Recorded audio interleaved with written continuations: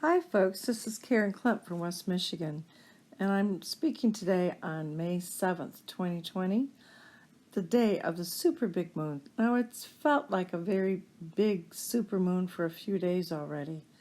The moon has been so big in the sky. For those of you that have been looking up in the sky at night, it's been just a beautiful, beautiful moon. The full moon, as I've spoken about before, always brings everything to a peak. This particular very big super full moon, it's the fourth supermoon that we've had this year already, consecutively. And it's in the sign of Scorpio, 17 degrees Scorpio. So we look at what does Scorpio and Taurus have in common?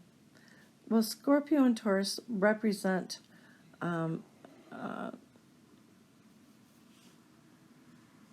they represent a couple things in particular.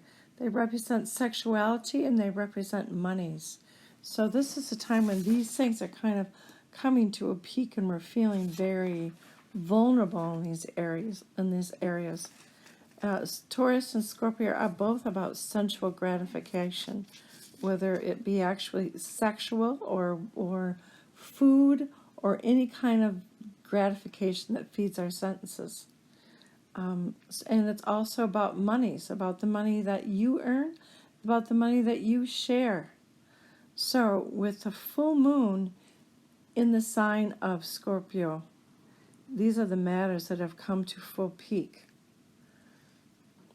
Now, because this trines Neptune, it's a good time to actually have a vision of where you want these, what you want to do in these areas of your life. Where are you going? It is a very romantic time. It's a time, a good time to snuggle up with your partner and to go someplace. Even, So what else is happening this month? Well, soon the North Node will be moving from Cancer, where it's been for 2 years, to Gemini. Now, Gemini is the energy of information, and it will be eventually squaring Neptune. So I think it's going to be dealing with perhaps having a different point of view of what's the information that we've been getting about the coronavirus. Perhaps they'll be looking at, is this sustainable to always keep everybody at a 6 feet radius to keep people away from us? Do we have to live our life the same way that people do that are always in crowded subways and elevators? Does it make sense that people that live in smaller towns take the same precautions as those that live in Detroit or New York City? Perhaps a more sustainable approach would be to develop our immune system. Now keep in mind, we are in the month of Taurus. Taurus has to do with agriculture. It has to do with gardening.